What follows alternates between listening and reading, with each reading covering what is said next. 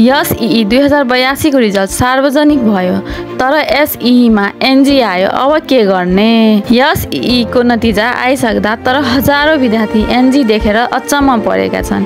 के हो यो एनजी को असली अर्थ? के तपाईहरुलाई डर लागिरहेको छ एनजी बाट? यदि डर लाग्दैछ भने आउनुस्, मैले तपाईहरुलाई यो डरको समाधान 2 मिनेटमै गरिदिनेछु। त्यसको लागि सबभन्दा फर्स्टमा यो च्यानलमा जोडिने नयाँ साथीहरुले सब्स्क्राइब गरी बेल आइकनको अलमा थिची एउटा लाइक र कुन ठाउँबाट तपाईहरु हेर्दै हुनुहुन्छ त्यो कमेन्ट बक्समा तपाईहरुले कमेन्ट गरिदिनु होला र साथै साथीहरुमा जति सक्दो शेयर पनि गरिदिनु होला। यदि एसई 2082 रिजल्टमा तपाईहरुलाई 1 वा 2 भन्दा बढी विषयमा एनजी आयो भने तपाई फेल हुनुभयो भनेर नसोच्नुहोस्। एनजी आउनुको कारण धेरै हुन सक्छ।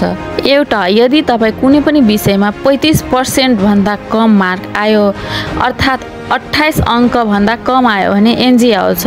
अर्को कारण कोडिङ वा रोल नम्बरको गल्तीले हुन सक्छ र त्यसपछि अर्को कारण रहेको छ एन्सर सिट हराएमा पनि एनजी आउँछ वा स्कुलबाट डाटा अपलोड नभएमा पनि एनजी आउँछ।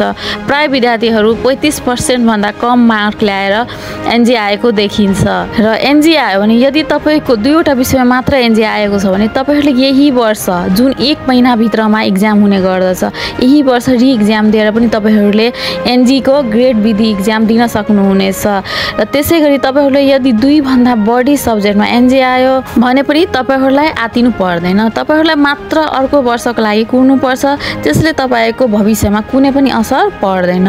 र नट ग्रेडेड को एनजी को मतलब तपाई पक्कै पनि असफल हैन। तपाई आफूलाई दोष नदिनुहोस्। तपाईको मेहनतको मूल्य अवश्य आउनेछ। तपाईहरुलाई कति मार्क्सको आशा थियो कमेन्ट बक्समा कमेन्ट गर्नु होला। हामी तपाईको लागि नयाँ अपडेट ल्याउने छौं। यो भिडियो साथीहरुमा सक्दो शेयर गर्नु होला जसले कोही पनि भ्रममा नपरोस् र साथै सब्स्क्राइब गर्न नबिर्सनु होला। आजलाई तिनै हस्त बाइ एन्ड टेक केयर।